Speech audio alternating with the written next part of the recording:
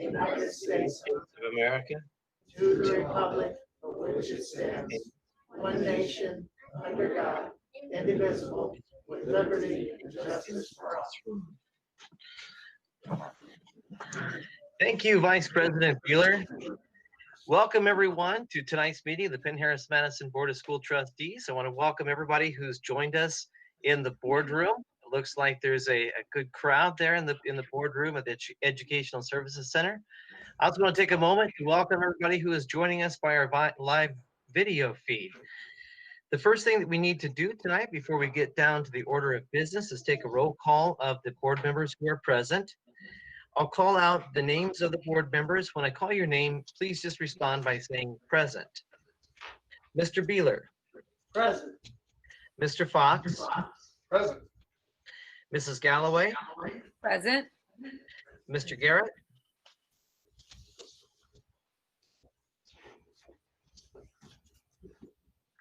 Present. Sorry. Mr. Woods. Present. And I am Mr. Riley. I too am present. We'll call this meeting of the Penn-Harris-Madison Board of School Trustees to order. And the first item on our agenda is the adoption of the agenda. Board members, do you have any changes or additions to tonight's proposed agenda? Hearing none, does the administration? The administration has no changes. Then do I have a motion to adopt the agenda for Monday, December 14, 2020, regular board meeting as presented? I so move. Is there a second? Second. Mr. Beeler, how do you vote? Aye. Mr. Fox, how do you vote? Aye. Mrs. Galloway, how do you vote? Aye. Mrs. Gates, how do you vote? Aye. Mr. Woods, how do you vote? Aye. I'm Mr. Riley. I too vote aye. Motion carries unanimously by a vote of 7-0. Next item on our agenda is approval of the minutes from the November 23rd executive session and regular board meeting. Board members, do you have any additions or changes to the minutes from the November 23rd, 2020 executive session and or regular board meeting? Hearing none, does the administration? The administration has no changes. Then do I have a motion to approve the minutes from the November 23rd, 2020 executive session and regular board meeting as presented? So moved. Second. Mr. Beeler, how do you vote? Aye. Mr. Fox? Aye. Mrs. Galloway? Aye. Mrs. Gates? Aye. Mr. Garrett? Aye. Mr. Woods? Aye. I too vote aye. Motion carries unanimously by the vote of 7-0. We're not going to turn to the superintendent's recognitions and announcements, but before we do that, the board and the administration want to take a few moments to recognize somebody who's just extraordinarily special. As all of you know, Mr. Gary Fox has decided this fall not to run for re-election as the Harris Township representative for the PHM Board of School Trustees. A resident of Granger and a patron since 1991, Gary became a member of the Board of School Trustees in January 2001. Gary and his wife, Tamara, have been married over 40 years. Their two adult children, son Justin and daughter Jessie, are both graduates of Penn High School. Gary is the managing partner of Crow LLP Tax Services Group and the office managing partner in South Bend, and he's been with Crow for 38 years. During the past 20 years, Gary has diligently and passionately served the patrons of the Penn-Harris-Madison School Corporation. He has earned the distinction of Master Board Member from the Indiana School Boards Association, has served as Board President and Vice President, an ex officio member of the Penn-Harris-Madison Education Foundation. And above everything else, he has just simply been an incomparably extraordinary colleague. So on behalf of the school board, Gary, thank you so much for everything that you've done for the school corporation. And now I'll recognize our board secretary, Mrs. Angie Gates, to read a very special proclamation. Whereas Gary Fox has faithfully served the residents of Penn-Harris and Madison Township and the entire Penn-Harris-Madison school community as an elected representative on the PHM Board of School Trustees from January 2001 to December 2020. And whereas Gary Fox has served in board leadership roles 5.5 years as president, 3 years as vice president, and as a member for 11.5 years. And whereas Gary Fox has provided his professional expertise and technical assistance to the Board of School Trustees as they have governed the school district, representing the public interest and serving the aims of the community and the state. Whereas Gary Fox has been committed to governance with a focus on the future, on results, and on continuous improvements. And whereas Gary Fox has encouraged and supported collective decision-making and diversity in viewpoints. And whereas Gary Fox has provided noteworthy leadership in convening the community in order to define, redefine, and articulate the mission, the vision, the values, and the goals of the district. And whereas Gary Fox has given hundreds of hours of volunteer service to the community through participation at local, state, and national public education related meetings, and has responsibly incorporated many of these ideas into existing board policies now. Be it therefore resolved that the Board of School Trustees, on behalf of the Penn-Harris-Madison community, gratefully acknowledge and thank Gary Fox for his many contributions, accomplishments, and 20 years of trustees. Thank you so much. Thank you. Thank you very much. Vice President Beeler, do you have something you'd like to present to Mr. Fox? Yes, next on the agenda. Gary, behalf of the Penn-Harris-Madison School Board, I would like to present you with this plaque acknowledging your outstanding service and leadership that you have provided for the Penn-Harris-Madison School Board and the Penn-Harris-Madison community. And it reads, "The service award presented to Gary Fox in grateful appreciation for your 20 years of dedicated service and commitment to education as a member of the Penn-Harris-Madison School Board." Thank you, sir.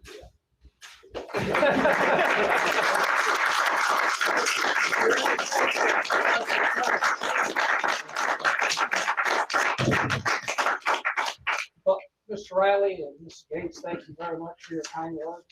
Greatly appreciated. Mr. Mueller, thank you so much for the award, and you for the, you've been on, you've been kind of the mentor of the board for as long as I've been on it. So I greatly appreciate you and the rest of the board. It's been quite an interesting 20-year run.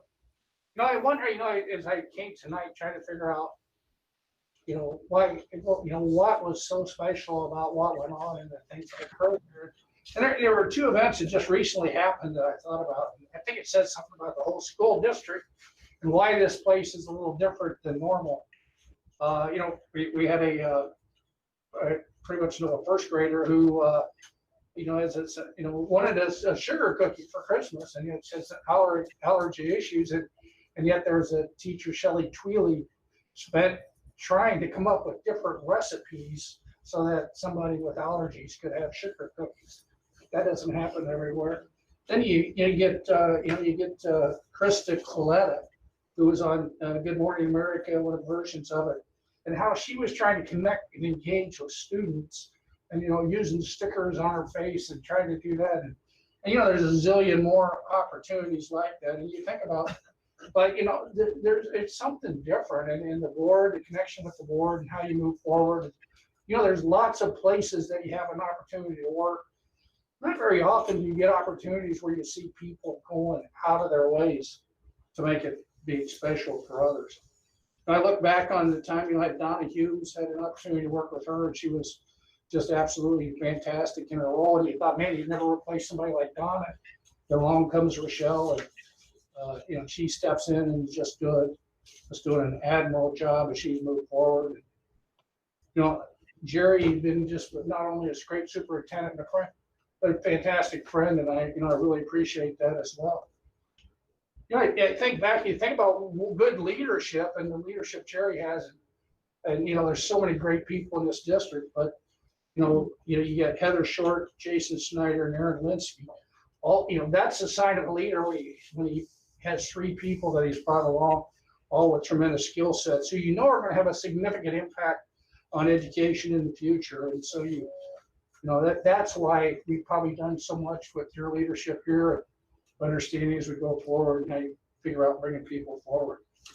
So as we were thinking about how we kind of end up the 20-year run, just talking, with my wife Tammy, who's been part of this all along.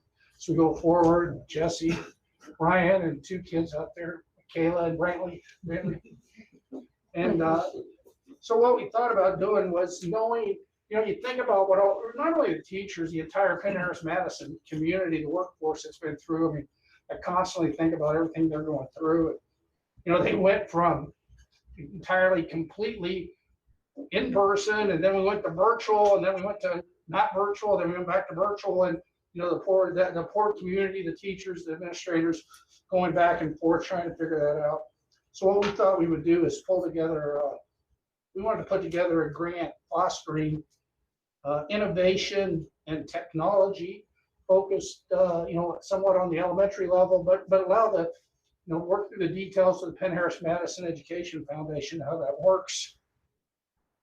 And so we thought about pulling together a $20,000 grant that we could use for that on forward. And we think that there's just tremendous opportunities here. And we'll work with the Education Foundation to be able to figure out how to do that as we move forward. So, thank you.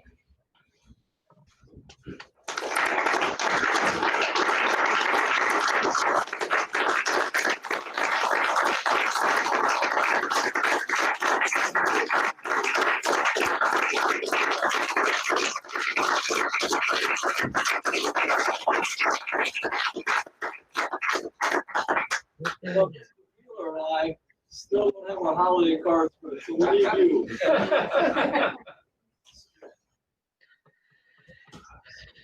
Gary, I could spend the next half hour thanking you and speaking accolades about you. I guess the way I'd sum it up is you're going to be missed. Thank you. You're going to be deeply, deeply missed. Thank you for everything that you've done for the school board. Thank you everything that you've done for the school corporation. You've just been an extraordinary person to work with and to get to know. Thank you, Mr. Riley.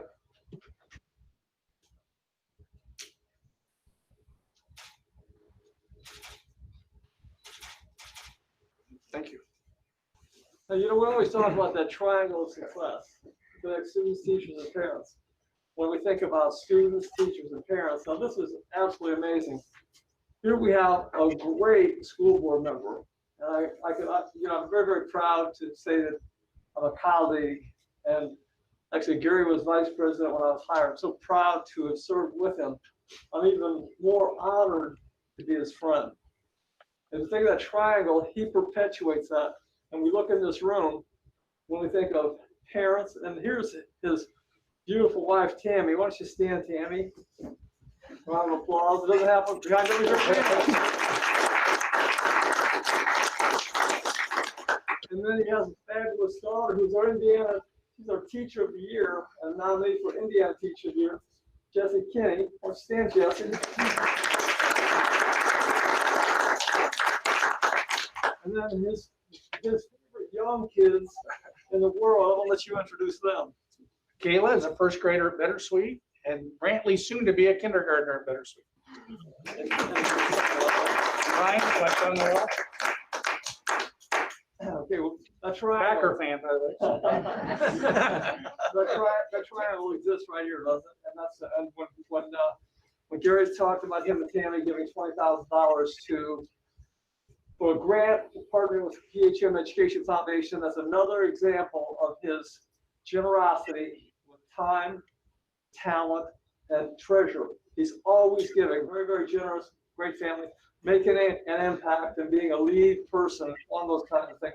So the innovation, the catalyst for innovation and creativity will not only impact these children, it will impact generations of teachers and students. So Gary, thank you for all you've done. Appreciate it.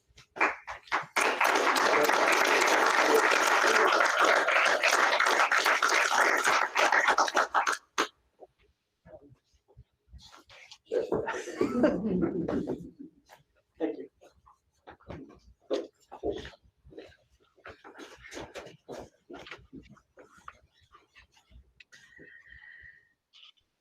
See, in that bubble, they can get close like that.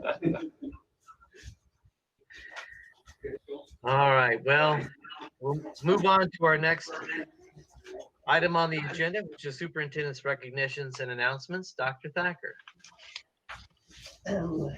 Thank you, President Riley. I'm so proud of our student ambassador, Manal Bush, who's doing such marvelous things, and she serves on the Superintendent's Advisory Council, and we're delighted to have her here. Happy holidays, Manal. Great to see you. Welcome. Thank you. Happy holidays to everybody. Good evening, everyone. I'm going to, as usual, be sharing some academic news, athletic highlights, and something we're excited for Kingsman Court. So in exciting academic news, 4 students have been named Indiana Rising Stars by the Indiana Association of School Principals. Parnaji Bandyopadhyay, Salem Fithwi, Shelley Shen, and Matthew Zhang have all been nominated based on their academic achievements. 2 seniors, Jaden Bell and Arnav Kumar, have also been named semi-finalists for the Coca-Cola Scholarship for their outstanding leadership, academic achievements, and dedication to the community. In athletic news, Penn's strength and conditioning coach Matt Cates has also been named the state director for the National High School Strength Coaches Association, which is very exciting for the faculty at Penn. And finally, in Kingsman Court news, I've mentioned this once before, but we're excited to join Mr. White, who's Penn's Diversity, Equity, and Inclusion Officer, for the debut of his new podcast, Let's Talk Penn High School, this January. And the podcast is meant to encourage honest discussion among students and administration regarding race and culture. And we're hoping to see a lot of students tune in and hopefully be willing to join in the future. Great. Thanks, Manal, so much.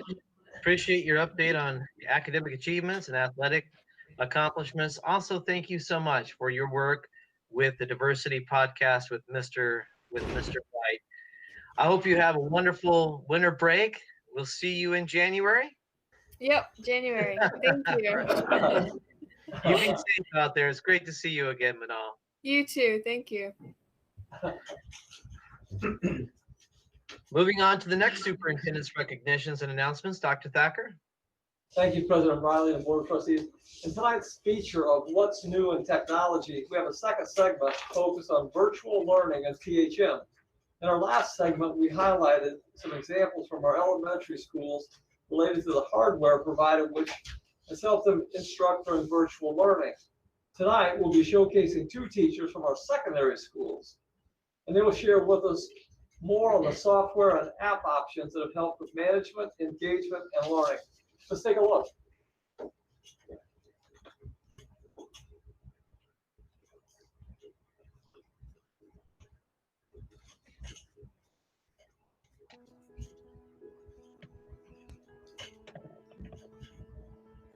I am Danielle Cortez, and I teach 6th and 7th grade science here at Middle School. Among Us is this new game that kids can play on their phones. And so the way that GimKit, this free website that everybody has access to, how they've incorporated that same kind of theme is that the crewmates, which are the class, they have to answer the questions, and the questions are inputted by teachers. The goal is to get them to want to earn more points, and so they are being forced to answer more questions, which is where they get that content practice. Hi, I'm Zach Kugray. I teach orchestra and music theory at Penn High School. We purchased a license through a program called Music First. Music First includes method books, completely digital online. So the students can log on and we say we're going to do the B-flat major scale, level 3, and then they pull it up. They can pull it up and see the music right in front of them. It allows them to practice easily because they can hear recordings via this program of what they should be playing.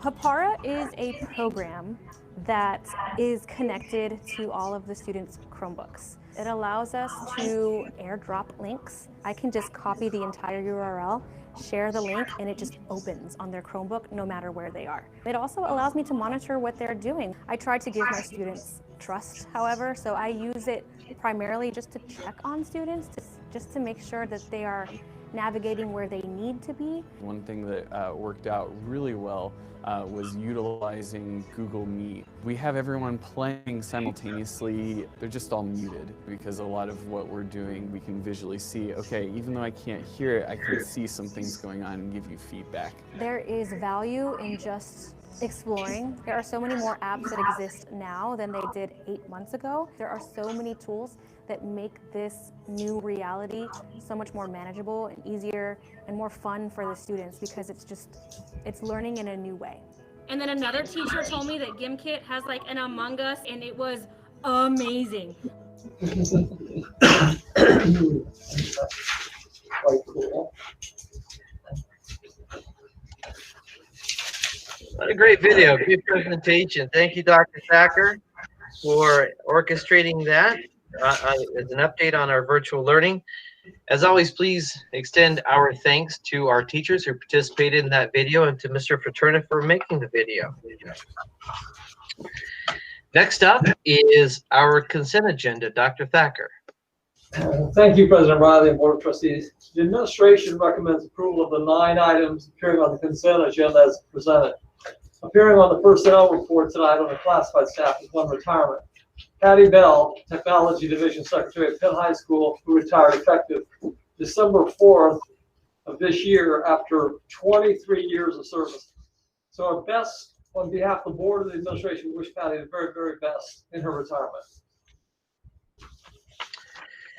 Board members, do you have any questions or comments concerning tonight's consent agenda? If not, do I have a motion to approve the December 24th, 2020 consent agenda as presented by Dr. Thacker? I so move. Second. Mr. Beeler, how do you vote?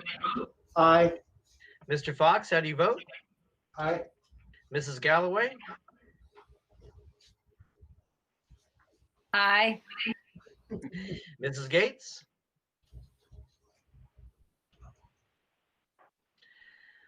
A notification just popped up on my screen that Mrs. Gates has left the meetings. We'll circle back to her in just a minute. Mr. Garrett, how do you vote? Oh, there she is. Aye. Mrs. Gates, how do you vote? Aye. Sorry. Mr. Woods, how do you vote? Aye. I too vote aye. Motion carries unanimously by a vote of 7-0. We'll move along to our instruction action items for the evening. Dr. Thacker. Thank you, President Riley, Board of Trustees. Our instruction action item tonight is a request to purchase 2,500 Chromebooks for our incoming freshmen and 6th grade classes. Excuse me, and a request for purchase additional replacement Chromebooks for some elementary schools. Assistant Superintendent, Dr. Heather Short, will introduce this item, and Director of Information and Technology, Mr. Matt Happy, is available to answer any questions the board may have. Dr. Short. Thank you, Dr. Thacker. Good evening, members of the board. It is my pleasure to welcome Mr. Matt Hapke up this evening. He is going to give you just a little bit of information as to why this is appearing a little earlier in the year than it generally does, and then what the intention is with this purchase. Mr. Hapke. Thank you, Dr. Short. President Riley, Vice President Beeler, Dr. Thacker, members of the board, good evening. It's always a pleasure to see you all and come asking for more money for Chromebooks. We're doing this a little bit early this year because the purchase and actual receipt of hardware right now is shaky at best. We have something like a 6-month lead time on some of these orders. So what I would normally bring to you in April, we're doing this year in December, so that hopefully they will be here and ready to go for our kids in August. So I am a little leery of waiting any longer at this point. And our facilities department has stated they can help us store them if they do manage to get here early. If not, we want to be prepared for next school year. So we are ordering the typical 1,900 Chromebooks that will be for grades 6 and 9 for their replacement devices. And then we are ordering another 600 Chromebooks for elementary replacements that go in the carts in the classrooms. Does anybody have any questions at this time? Board members, any questions or comments from Mr. Hapke? Well, hearing none, then do I have a motion to authorize the purchase of 2,500 HP Chromebooks with a Chromebook management license for each for a total purchase price of $605,000 as presented? So moved. Second. Mr. Beeler, how do you vote? Aye. Mr. Fox, how do you vote? Aye. Mrs. Galloway, how do you vote? Aye. Mrs. Gates? Aye. Mr. Garrett? Aye. Mr. Woods? Aye. I too vote aye. Motion carries unanimously by a vote of 7-0. Thank you, Dr. Short. And Mr. Hapke, it's always good to see you again. You too. Thank you, everyone. Good evening. Move on to our instruction report item for tonight, Dr. Thacker. Thank you, President Riley and Board of Trustees. This is always an exciting presentation. Joining us this evening for the first Academy presentation of this school year is Principal Sean Gallagher and Assistant Principal Rachel Fry. So Dr. Short will introduce this. Thank you, Dr. Thacker, members of the board. Yes, this is exciting. We are going to spotlight our early college academy this evening. I'll welcome Mr. Gallagher up. He will be joined by several staff members and some others as he explains what highlights you have to look forward to with early college. Mr. Gallagher. Thank you, Dr. Short, President Riley, Dr. Thacker, members of the school board. We're happy to be here tonight for our first presentation about our academies. We're going to talk about a few different things tonight. I'm going to let my colleague and Assistant Principal Rachel Fry kind of lead this presentation. She took over leadership of the Early College Academy this year and doing a great job. And we have two colleagues that are hanging out with us virtually, so they will pop up and you'll hear their voices. Mrs. Black and Mr. Gutierrez. We'll hear from them shortly. So I'll turn it over to Mr. Black.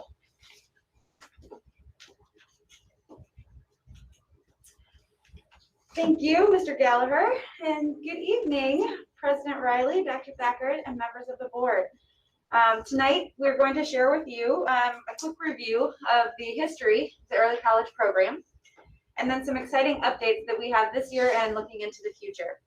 You're also going to hear about early college from three perspectives: the student, the parent, and the teacher perspectives.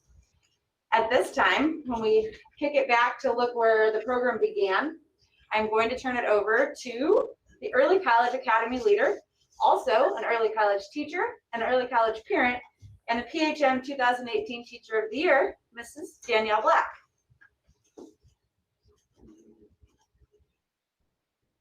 You're on mute. You're on mute, Mrs. Black. You wouldn't think I would do that every day when I've been teaching, huh? Thank you all. It's so wonderful to be with you, Dr. Thacker, President Riley, members of the board. As this is year 7, we know that we cannot take a trip down memory lane much longer, but I just had to do it one last time to kind of see where we've been and look at where we are now. So first, we started this with our first graduating class in 2018, our legacy cohort, with 82 people graduating from the program, 38 with their associate's degree, and 30 with their block 30. And for a little refresher for some of you, that means the 30 block, also known as the SPGEC, means that students graduate with that at 30 credits or more, up until 58, actually, college credits that they can then take on to college or whatever the future holds. Then cohort 2 came the next year, and that had 100 total. So we had grown with 50 associate's degrees and 34 block 30, and the other members receiving at least 15 plus college credits. And then the infamous class of 2020, our last year graduates. And if you can see, that group had 100 total, the same as the group before, but they were able to receive 63 associate's degrees. No small feat in the start of COVID.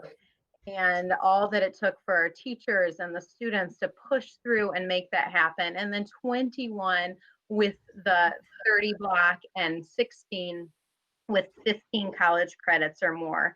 Now, we weren't able to do some things with them like the senior signing day, which we had started.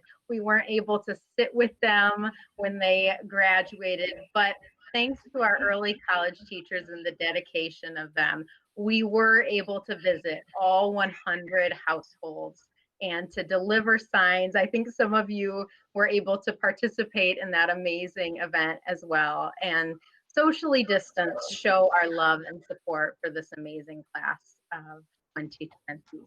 So what that means by the numbers is that of our 3 graduating classes, 84% of them have at least received their STGEC or 30 block, and 60% of them achieved their associate's degree, which is amazing when you look at the savings, and when you look at that in 2019, only 48% total had achieved their associate's degree. So that's quite an amazing jump. As you may remember, we were also certified or endorsed, last year by the Center of Excellence in Leadership and Learning, and that's been an amazing partnership. Through that, in fact, this past June, we had the opportunity to speak at the Indiana Principals Future Conference. It did take place virtually, but it's just always such a joy to spread the love of Penn High School around and to share with other administrators and people around the state what's happening at Penn High School. So at this time, Mrs. Fry is going to continue to show you some of the places we've been and where we've grown in the last 7 years. Thank you, Mrs. Black. I think most of you have probably heard me talking about Freshman Academy or talking about STEM Academy, and I'm really excited this year for the opportunity to talk with you about the Early College Academy. Not only do I love working with them because the teachers are fantastic and the families are wonderful, but also this program was built on a very, very strong foundation under the leadership of Beth Zachary and Danielle Black. Getting endorsed is no small feat. It was a lot of work and they had a lot of things to pull together, but they had done it all. They had done all that work. They had built a strong program. And so it's really exciting and that we have that endorsement, and that gives us an opportunity to collaborate with other early college programs and increase our partnerships with other schools around the state and learn from one another. So what that says is we're proud, but we're going to continue to improve. So here's a few of the ways that we are improving this year and some ideas we have for the future. As you see listed here, we have some kind of unique tutoring opportunities specific to early college and virtual world. One of our teachers, Miss Angela Urell, started the Black Student Union. We have been doing early college signing days when we are able to, so we look forward to hopefully be able to bring that back this year. And then visiting colleges is not only unique to early college, because I know that other students get that opportunity, but it's really neat that they make it a part of what they do and they really listen to the students, and each year that cohort gets to really determine where they want to go and what they want to see. Some other changes that have come about in the last few years are due to the course sequence. And I know that this is a little bit small and difficult to see, but in general, the black courses are high school credit only. The green courses are dual credit, Ivy Tech, and Penn credit. Some changes that have been made basically just allow for a little bit more flexibility for our students. So not everyone is locked into what used to be almost the exact same 4-year course sequence, but instead they have opportunities to take science courses that might be more specific to their level of interest or to their future aspirations. In addition, we recognized that having a support study table type course in freshman year was good, but it wasn't as needed as it was for the junior year, because as you can see, when they transition from sophomore to junior year, it is quite a jump in taking a full load of college courses. So we have shifted that support to the junior year with some directed efforts, and we are already seeing the benefits of that. Another piece is just this increased collaboration with Ivy Tech. We are so beyond thankful for Jonathan Joyner. This is our college connections coach. He is present at Penn High School on Tuesdays and Fridays. He collaborates with us. He's tracking students constantly to make sure that they are on track for what their goal is, whether that be the 30 block or the associate's degree. He's helping us with communicating in terms of new processes. As Ivy Tech is going through an accreditation year themselves, we are learning to shift and adjust along with them, and very thankful for this support. Okay. Our biggest academy goal this year is increasing triangle communication. We all know what that triangle means, and we've been finding some unique ways to really connect and reach out. Facebook Live, that's where parents are at, and so we're getting a lot of participation just from that group in airing a parent university opportunities there, so that not everyone had to come into the building if they felt uncomfortable or unsafe. Also, some just aren't able to with busy schedules, so that's been a really nice option to get news out and to talk with parents and their students. In addition to that, just keeping a Monday Minute, and as you can see, there's Ms. Hurrell giving a Monday Minute. Mrs. Black talked me into doing today's, and I only practiced 3 times, and it still wasn't too great. And then just, again, updating the social media platforms to make sure that we're connecting is a continued effort. We also want to make sure we're not just reaching out to the students that need the extra support, but also celebrating those successes that are happening. And the freshman students are the one of the month, are just one way that we're able to highlight and celebrate the great things going on with our students and our teachers. Okay, so speaking of the triangle of success, oops, I'm sorry, Mrs. Black. I'd like to have you hear briefly the parent perspective, the student perspective, and teacher dedication in early college. And I am turning it back over to Mrs. Black to lead you through those. All right, I am unmuted, and I wanted to share with you, we hear from parents a lot because of that triangle, which is one of the wonderful benefits. But this is a unique parent perspective from what could have been a student that had went the AP route, going off to a private out-of-state school on an actual sports scholarship, I believe. And I thought this is an excerpt from that letter that the mom wrote us. I want to be honest in the fact that we really didn't have high expectations for what would transfer, specifically because this is an out-of-state private school. At the very least, we hope she would get some credits. And if she had to retake a class, it would be at least make freshman year a little easier. We were so surprised by how much early college paid off. We couldn't have asked for more. And we feel it was just as beneficial as if she had done the AP route, which she was very capable of doing. Over the course of her time at Penn, we often found ourselves defending, sometimes fiercely, our decision to enroll her in early college. We would not change any of it for a single thing. She truly enjoyed all parts of her 4 years at Penn. Her teachers were beyond amazing. Nobody can possibly ever deny how impressive it is to graduate with an academic honors diploma, an associate's degree, and enough credits to start your undergrad work as a sophomore plus. So we wanted to highlight that, in the past we've had parents come and talk to you, but that's a perspective that you might not hear as much. That just shows that early college is serving all sorts of students that might struggle more, as well as students that are doing as well as you could possibly imagine and could have any path, and they chose early college and are thriving in it.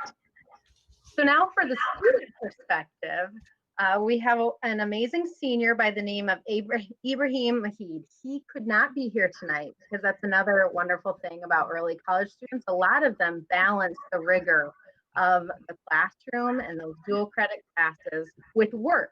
And so tonight he wanted so badly to speak with you, but he was going to be at work. And so instead he put this video together himself to share it with you. So Mrs. Fry is going to share it now.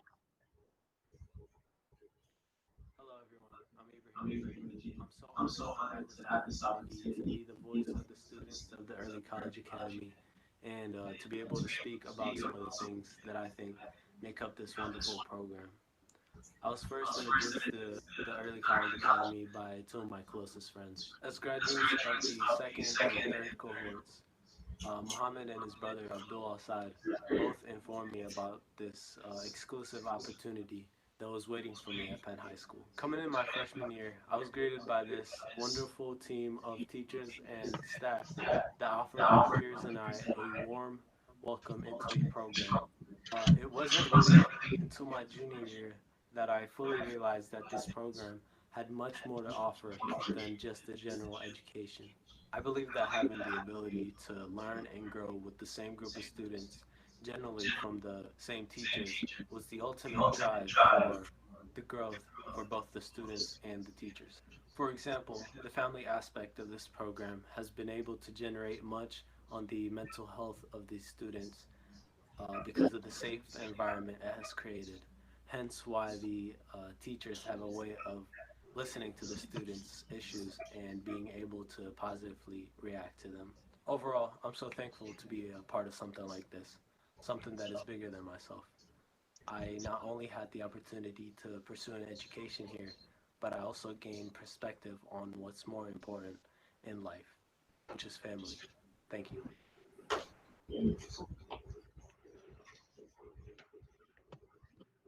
everyone. I'm Ibrahim Majid. Thank you, Ibrahim.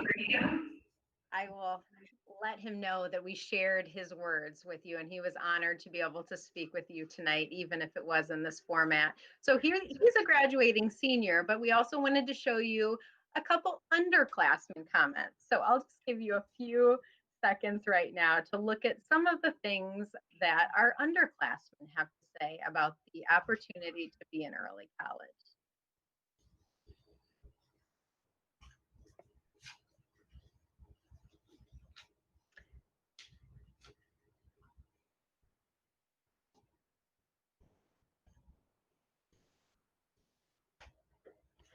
I know that's not long enough to read all of them, but hopefully you'll have a chance later. You notice the family over and over again, the family feel, and you notice the teachers. So in closing, I wanted to share with you an example of one of the amazing things that sets early college apart.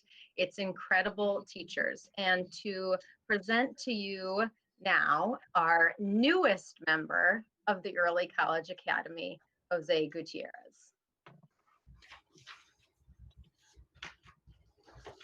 Good evening, Dr. Thacker, President Riley, and members of the board. Can everybody hear me? Yes. Okay, I was having issues with my mic. I just wanted to make sure.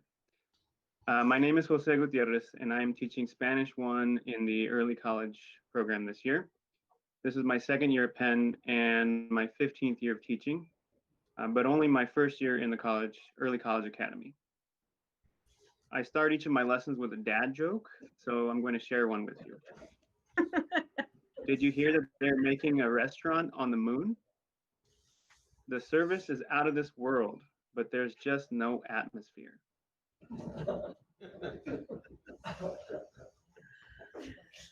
I've had the opportunity to teach in several school districts throughout my teaching career. I've been in a school building in another district that was so big that I literally got lost more than once. I've also been in a smaller school where we all knew each other's names. Each of these situations had some benefits. When I first found out that I would be teaching in the early college program, I smiled because I had heard a lot of great things about the program. Before the school year even began, I could tell things would be different. The teachers I was going to work with started reaching out to me, and we began to build relationships during the summer. This carried on into the school year. They are very down to earth and easy to talk to. I felt welcomed, and I felt like I was a valued member of a community. When the school year began, I had the opportunity to meet my students and build relationships with them. I went into the year with the mindset that I would build strong connections with my students, just as my colleagues had done with me. I felt more connected with my students this year than I had last year, despite having to teach through a screen for a lot of the time.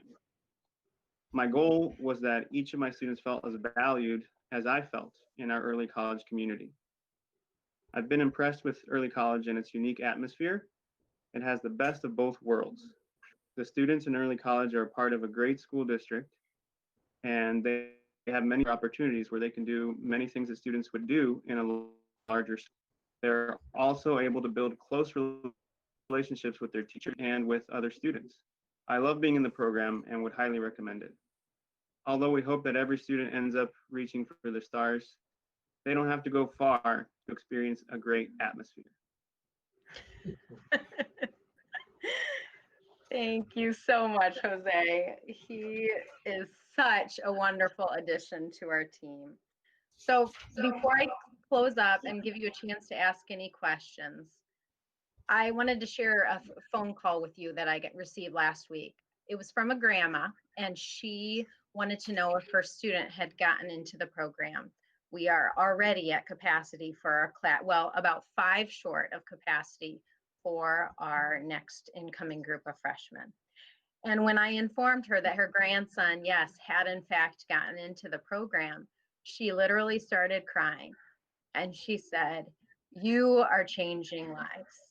This is amazing. We wanted to give our grandson, all the opportunities we could. Thank you for making my day. Thank you for changing lives." And so I leave you with that, board.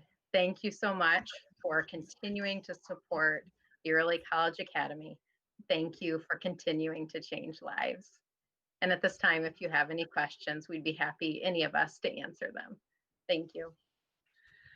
Thank you, Mrs. Black. Excuse me, board members, any questions or comments on the presentation? I'll comment first. The statistic that you showed are amazing. Some of the life-changing, giving kids the degrees or what they have, or what they're earned, the credits that they've earned, and coming out with associate degrees. The push in life that'll let them have. I mean, this is just a remarkable program. Always look forward to you guys talking about it at every board meeting. So thank you so much for your leadership. Thank you. I have a quick question. How many students do you allow in the program? What was that? How many students do you allow into the program this year? Sure. We strive to have about 150 to 160 per cohort each year coming through, that starts in 9th grade. It did not start that large, but that's where we're at now. I'm glad. It's such a great program. What would it take to make it bigger? I mean, obviously you have people on a waiting list. Is that correct? A handful, yes. So if it is a great program and people are, really want to get into the program, I hate to see anybody turned down. Is there a way we could make it so that everybody could get in who wants to? I mean, what would that take? Another 20 teachers? I knew we were both waiting for each other. Go ahead, Mrs. Black. Well, I was going to say another, which, I mean, there are a lot of them at Penn High School, another 20 teachers to go through the cycle. I don't know if that's 100% accurate, but that's how we have about 22 teachers in our program, at about 6 per grade level. And because of the looping, because of the relationships, I think, I'm not a math teacher, but I think that's part of what it would take. Now, do you turn some kids that don't make the program, are they turned down because they don't qualify for some reason? Is there a qualification process, or is it just a numbers situation? Mrs. Riley. Sure. We strategically target and invite certain students based on a number of different metrics. So it's not all one or the other, but essentially we're looking at first generation college students for a lot of this. We're looking at lower income families. We're looking at students that show that they have the academic achievement to be able to be successful. Of course, we wouldn't want to put anyone into the program and set them up for a situation where they would struggle. So we pull all of this data on our 8th grade students and then come up with kind of this very metric list. And then I share that with the middle school principals and counselors. They review the students on the list from what they know about them, and they add a number of recommendations of students and families that they think would be a good fit. So we do kind of have a little bit of everyone in there. We invite about 300. So on middle of November, we hosted our reception where we shared all of the detailed information about the program. with the families, and then they had a few weeks to make a decision on whether or not this was the right fit for their child. And for a number of them, they say yes, and they are very excited. And there are certainly a number of them that say no. And that is because Penn High School has a ton of fantastic opportunities. And so they might have, future aspirations that just don't necessarily align with the things that this program can offer. So I'm not sure we would have 2 full cohorts worth of students that would be great fits for the purposes behind the program. But I think growth is certainly in our future, and I appreciate you mentioning that. No, I hope so. It's such a great program, and it's been so successful. I sure hope that anyone who would qualify and want to get into the program would be able to. I think that's be an objective we should have as a board to make that happen.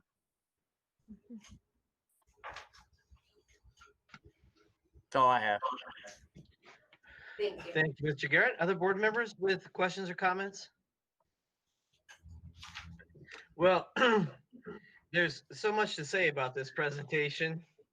Let me start with this. First of all, Dr. Short, thank you for organizing the presentation. Thank you also for helping to put the Achievement Academies into place over the course of time. We so sincerely appreciate your efforts. They've been prodigious. Secondly, Mrs. Black, if you would pass along on behalf of the Board of School Trustees, our sincere thanks to Ibrahim for carving out his time to create that video for us and give us his perspective. We'd appreciate it. And then third, Mr. Gallagher, Mrs. Fry, and Mr. Thank you. This presentation is just absolutely incredible, and the impact that it's having on our school corporation is also incredible. And on behalf of the Board of School Trustees, we actually thank you for continuing to change lives, because you're doing it in a way that is palpable. And thank you so much for all of your efforts with the Achievement Academies. And finally, to Mr. Gutierrez, welcome aboard. And someday I would really like to have coffee with you. Our senses of humor, I think, align. So thank you all so much for this presentation. Thank you so much for the presentation, and we look forward to the continued success of the early college academies. Thank you. Thank you. And we'll move on to our next item, which is a business operational services action item. Dr. Thacker.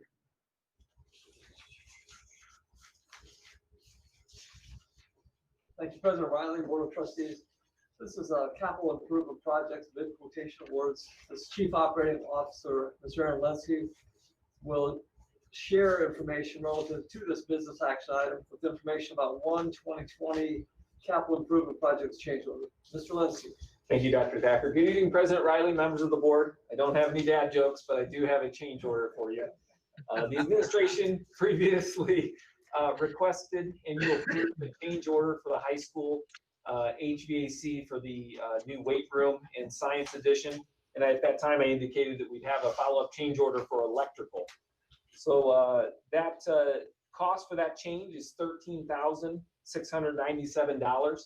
And in addition to that item, we are respectfully requesting approval for the installation of safety bollards to protect an exterior ground electrical box and to upgrade the size of the wiring for the baseball ticket booth. The cost of these changes is $1,689 and $878 respectively. So the total cost of this change order requested and recommended by the administration is $16,264. And I'm happy to answer any questions that you may have on this item. Board members, any questions? Hearing none, do I have a motion to approve change order number 2 for the Penn High School Building Addition Project in the amount of $16,264 as presented? I so move. Second. Mr. Beeler, how do you vote? Aye. Mr. Fox, how do you vote? Aye. Mrs. Galloway, how do you vote? Aye. Mrs. Gates, how do you vote? Aye. Mr. Garrett, how do you vote? Aye. Mr. Woods, how do you vote? Aye. I also vote aye. Motion carries by a vote of 7-0. We'll turn it back over to you, Mr. Linsky. All right, thank you. Good evening once again, President Riley, members of the board. This evening, the administration is requesting approval for an amendment to the Sodexo contract. As you are aware, Sodexo is currently contracted to manage our custodial services for all of PHM. In September, we received a surprise resignation from our operations manager at Penn High School. And in conversations with Jim Dehuff, general manager for Sodexo, we discussed reclassifying this position to be a Sodexo employee in order to benefit both PHM and Sodexo with better management of our custodians at the high school. This was immediately piloted due to the timing of the resignation and to the position's overall responsibility with our pandemic plan at the high school with students. The administration found this pilot to be successful, and now we are seeking your approval to make this change permanent through an amendment. The total cost for this amendment is $76,646, and this represents roughly an 11% savings from what the previous employee costs were. In addition, Sodexo is going to structure the position to work an average of 48 hours per week, which help reduce our overall overtime cost and improve our communication between the three varied custodial shifts that exist at the high school. We are requesting your approval tonight, and I'd be happy to answer any questions that you may have on this item. Thank you, Mr. Linsky. Board members, any questions or comments? Is this person on our staff already or on Sodexo's? This person is on Sodexo staff currently. That is correct. And so they'll be replaced in their current position. Any other questions? Do I have a motion to approve the amendment to the Sodexo contract as presented? So moved. Second? Second. Mr. Beeler, how do you vote? Aye. Mr. Fox, how do you vote? Aye. Mrs. Galloway, how do you vote? Aye. Mrs. Gates, how do you vote? Aye. Mr. Garrett, how do you vote? Aye. Mr. Woods, how do you vote? Aye. I too vote aye, and the motion carries by a vote of 7-0. We'll move on to action item involving school bus stop arm camera installation. Dr. Thacker, would you like to say a few words about that and introduce the item? Thank you, President Riley and Board of Trustees. You know, safety is our highest priority, and we look at every single thing associated with Penn-Harris-Madison with safety. So we're proud to bring tonight an action item which Mr. Linsky is going to present, which is a proposal for installation of stop arm cameras for our school buses. So while we have somewhat new buses, we're going to make sure that every single bus has a stop arm camera. Mr. Linsky. Thank you, Dr. Thacker. Good evening once again, President Riley, members of the board. This evening, the administration is recommending approval for the purchase of stop arm cameras for all PHM school buses.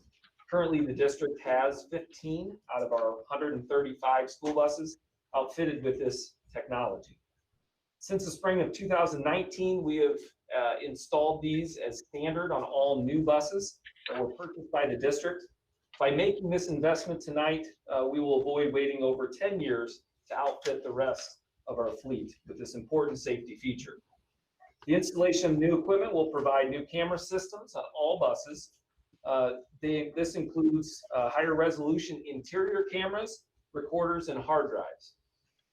When future school buses are traded in following our district replacement plan, this technology will be moved over to the new buses so long as it remains viable. The administration believes that stop arm cameras will lead to greater public awareness, increased compliance by drivers, and ultimately safer transportation for our students.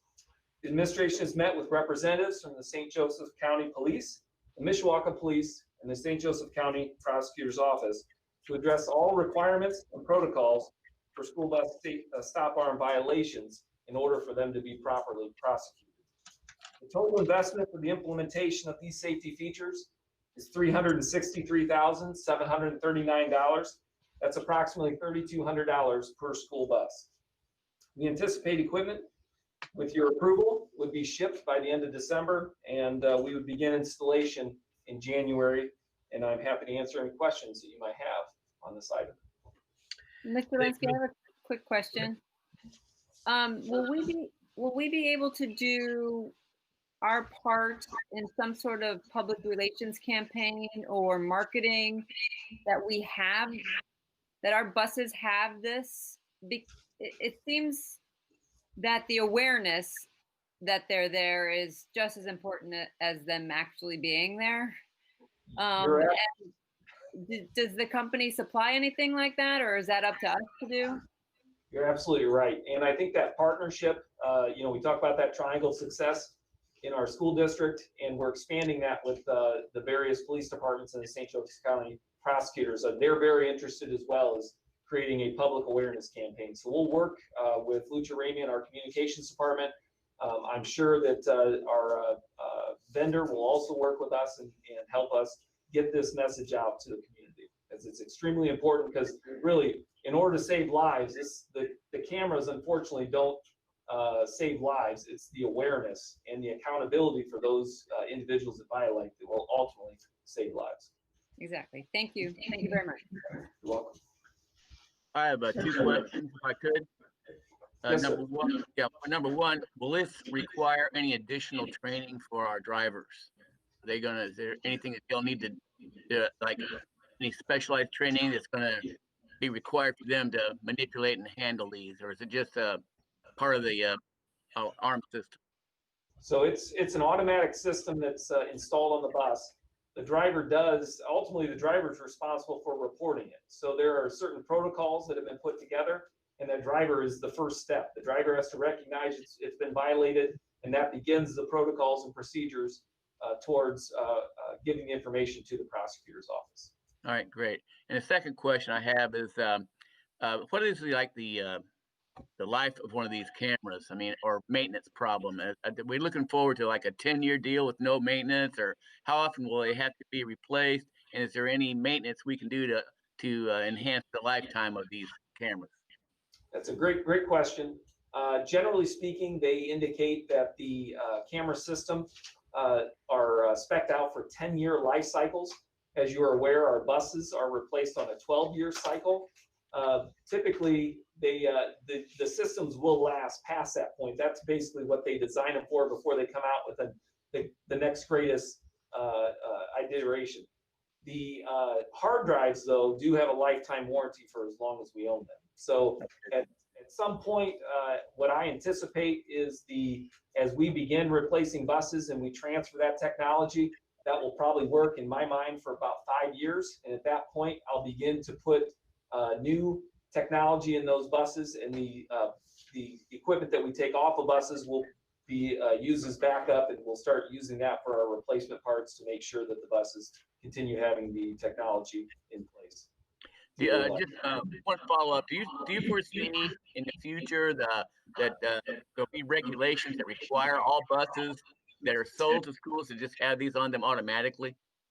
Is that something that we're working toward, or is that a legislative deal that could be sponsored or gone after? Yeah, so all that does happen at the state level, Mr. Garrett, and certainly there are advocates out there for that. In many districts, it really comes down to the investment, because obviously everything costs. So the safety features are regulated at the state level, and this is something we're certainly adopting. But I think the key piece here is you have to work in concert with your local prosecutor's office and police force to make sure that all of those items are aligned, because without that, we certainly they wouldn't do us any good. We'd catch people and it wouldn't go any farther, and therefore it wouldn't raise the awareness. So everyone's got to work in tandem, and I think that everyone's dedicated to doing that in St. Joseph County. Thank you for your information. You're welcome, sir. Thank you, Mr. Garrett. Those are great questions. Anybody else have questions for Mr. Linsky? Do they consistently give you a good picture like the sample that's shown here? Sure, there are factors that play into that. They pick up light very well. So in the darkness, they're still able to match it up. We do have to still match the driver. We have to match a license plate. We have to match our stop arm, and all of those items are captured at the same time. And it's a multi-camera system. We upgraded to a wider lens, higher definition, to ensure that we have the quality that would meet the specifications by the St. Joseph County Prosecutor's Office. I don't know what the percentage is on those that are rejected. We'll certainly monitor that and find that out and can follow up in the future with you. Thank you. You're welcome. Other questions or comments? Okay, hearing none, do I have a motion to approve the purchase and installation of stop arm cameras from Curland Bus Sales and Leasing in the amount of $363,739 as presented? So moved. Second. Mr. Beeler, how do you vote? Aye. Mr. Fox, how do you vote? Aye. Mrs. Galloway, how do you vote? Aye. Mrs. Gates, how do you vote? Aye. Mr. Garrett, how do you vote? Aye. Mr. Woods, how do you vote? Aye. I too vote aye. Motion carries unanimously by the vote of 7-0. Thank you, Mr. Linsky, for all your work on that. Next, we'll move on to board reports and requests. Board members, do you have any items to report or request this time? Hearing none, we'll move on to the hearing of visitors. I understand that there are members of the audience at the boardroom, in the boardroom, who would like to address the board. So here's the procedure that we will follow. First, I'll call on individuals in the boardroom to address the board. And then, Mrs. Bradbury, I will ask you if anybody has registered to address the board via our virtual video conferencing. So at this point in time, let me read the following disclosure, and then I'll begin to call people up for addressing the board. At regular meetings, the public is invited to address the board on general topics under the hearing of visitors without registering. A time limit of 3 minutes shall be enforced for persons wishing to speak during the hearing of visitors. The board attorney will keep time and will let you know as your time progresses. It is requested that names and addresses be stated at the beginning of such comments. Individuals may speak only once during this section of the agenda. Personnel issues shall not be addressed during open sessions of the board. Concerns about individual employees of the district should be brought to the superintendent or his designee. The board does not respond to questions or comments posed during the hearing of visitors. So with that said, whoever would like to address the board, please feel free to come on up.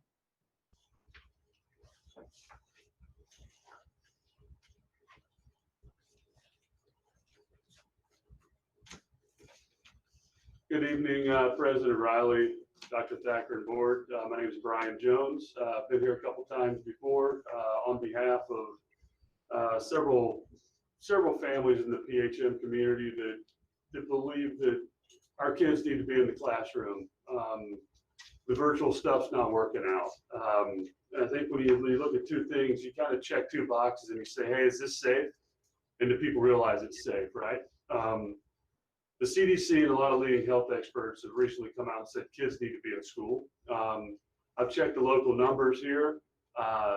It's actually more safe to be in a school than it is out in the community as a percentage of the population.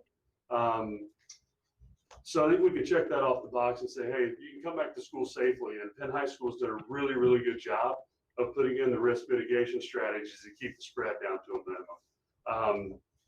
And that's a key component of returning safely. So when community numbers start to escalate, like they've been reported in the news and locally here in St. Joe County, it's only an indication that you need to continue to be more vigilant about making sure you have discipline to those strategies. The one thing though that's more troubling than any of that stuff, I mean, COVID's present. We all know people that have had it. There's tragic stories, unfortunately, and they're in the minority. But the thing that we're missing is the emotional and the social toll that it's having on our kids' health. I mean, it's devastating. Everyone's coming out now, experts saying that, suicide rates are going up. The kids feel isolated. I mean, the facts of the matter are kids need human interaction. They need peer-to-peer interaction. These kids that are in high school, in secondary school, they're in their most formative years of teenage, and they really don't know what they're doing. I mean, let's face it, right? They don't have the skill set to navigate the things they need to navigate to. And we're leaving them at home in isolation to manage an education, right? And we talk about the triangle here. I've heard it at least 4 or 5 times. Parent, teacher, students. There is no connection between students right now. They're sitting at home, possibly in their bedrooms. They don't know their teachers. There's no connection there. And all we're doing is we're letting them fail, right? In my work, we have something we call Embrace the Red. We've talked about a ton of good stuff here tonight. The early college program, Mr. Fox, congratulations on 20 years of serving at a very high level. I don't know you that well, but I'm sure it's all true. But the red part is these kids are suffering, and it's long-term, man. This is going to be a really bad deal, and we don't know what's going to happen. I envision a day where kids come back to school and they forget that they need to use a pencil. It's going to be like kindergarten in 11th grade. There's no structure. They're floundering out there. I sent the board a letter. Maybe you had a chance to read it. There's lots of data in there, and I don't have time in my 3 minutes to go through that. We also sent a video over today that I hope you've all had a chance to read. These kids are begging and pleading to come back to school. We know it's safe. We know they're suffering. And we had an option before where if you want to come to school, you can come to school. If you don't, and you don't think it's the right thing to do and it's risky, then you can stay home. That choice has been taken off the table. And unfortunately, the choice that's off the table is the one that's most impactful to the development and the social welfare, the best health and safety of our kids. And I think it's really unfortunate that it's not being addressed on a regular basis with the school board meeting, out in the open, and we have to come together and address these challenges. I'm here to help you. I'll do whatever I can to do. I've offered my help many, many times. I'd love to sit down and understand everything there is to understand so we can talk about solutions. Embrace the red, man. We gotta knock this thing out. It's gonna end poorly. The 15th is coming up, the 18th, whenever we start back school. It's the right time to do it, and we need to get these kids back in full time. Thank you, Mr. Jones, very much. Appreciate the information that you have provided to the board prior to tonight's meeting. Also, we appreciate you being here and addressing the board and supplementing your information. Is there anybody else in the boardroom who would like to address the board?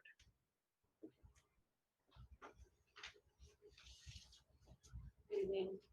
Dr. Thacker, President Riley, members of the board, good evening. I'm Sarah Petty. I have a quiet voice, so I'm not yelling, but I'm going to have to try to get it through to you. I piggyback on Brian's comments. I'm super baffled that the current situation that we're in right now isn't even on the agenda. I'm disgusted. I'm insulted. I have 3 PHM children in my house.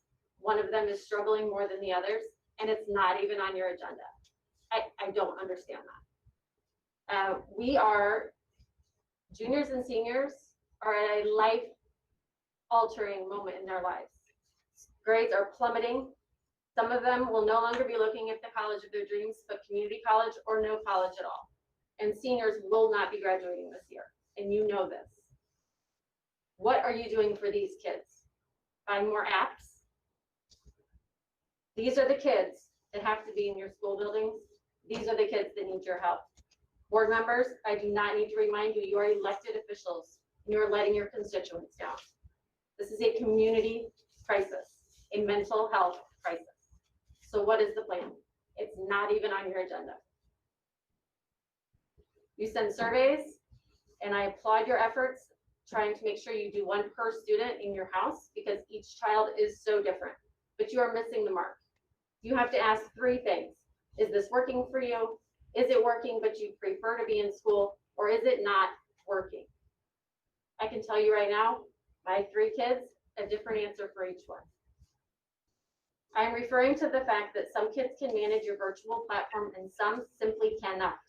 Those who are doing fine at home, good, stay home. Those who prefer some socialization, perhaps they can have the 2 days a week. Those who cannot manage this platform need to be in the building. I am asking you to get creative. You have catered to the virtual at-home learners from day 1 of this school year, and the kids who are struggling with this are being left in the dust. Jeff Hart, the athletic director, emailed his girls soccer team recently, citing the hundreds of Penn students failing multiple classes. I'm going to say that again. Hundreds of Penn students failing multiple classes. How are you armed with these statistics and not helping these kids? These are the kids who need to be in the building. These are the kids who are not going to graduate. I can tell you firsthand with a junior whose PSAT scores are lower than sophomore year. And I've asked many other parents, and they are in the same situation. You have those statistics, look them up. I can guarantee you there are hundreds of kids in this situation. And this is life altering. I'm asking you to get creative. I'm asking you to make a plan. And for God's sakes, put it on the agenda.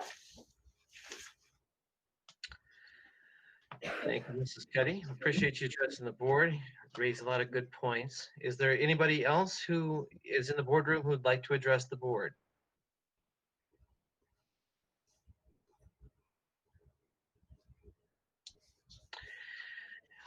Okay, hearing none. Mrs. Bradbury, is there anybody who is joining us by our video conferencing who would like to address the board? No, President Riley. Okay, we'll move on then to announcement. The Penn-Harris-Madison schools will be closed for winter recess from Monday, December the 21st through Friday, January the 1st, 2021. Classes will resume on Monday, January the 4th, 2021. The annual Board of Finance meeting of the Penn-Harris-Madison Board of School Trustees will convene on Monday, January the 11th, 2021 at 6:30 p.m. at the Educational Services Center. The regular meeting follows at 7 p.m. At the January 11th, 2021 meeting, we will also do our board reorganizational meeting. On behalf of the Board of School Trustees, I want to wish everybody a very happy holiday season, a happy Hanukkah, a Merry Christmas, a Happy New Year, and a wonderful time to enjoy quality time with our families. And I want to thank everybody for being in the boardroom, and for those of you who addressed the board, we appreciate your input as always. We'll move on to adjournment. Do I have a motion to adjourn the December 14, 2020 regular meeting of the Penn-Harris-Madison Board of School Trustees? So moved. Second. Mr. Beeler, how do you vote? Aye. Mr. Fox, how do you vote? Aye. Mrs. Galloway, how do you vote? Aye. Mrs. Gates, how do you vote? Aye. Mr. Garrett, how do you vote? Aye. Mr. Woods, how do you vote? Aye. I too vote aye. Motion carries by a vote of 7-0, and the meeting is adjourned at 8:19 p.m. Thank you all so much for attending.